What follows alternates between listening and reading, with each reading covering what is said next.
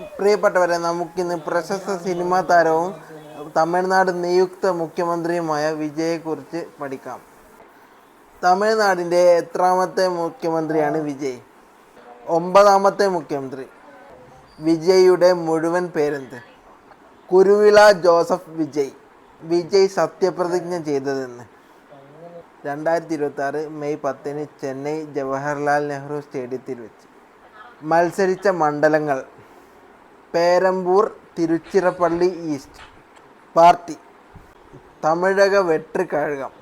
വിജയിയുടെ തെരഞ്ഞെടുപ്പ് ഫലം: തമിഴ്നാട്ടിൽ 234 നിയമസഭയിൽ 108 സീറ്റുകൾ നേടി ടി.വി.കെ അധികാരത്തിലെത്തി.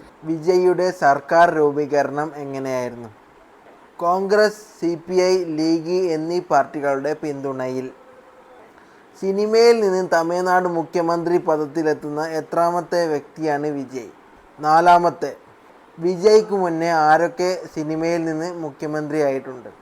CN Annadurai, MG Ramachandran, Jayalalithaa.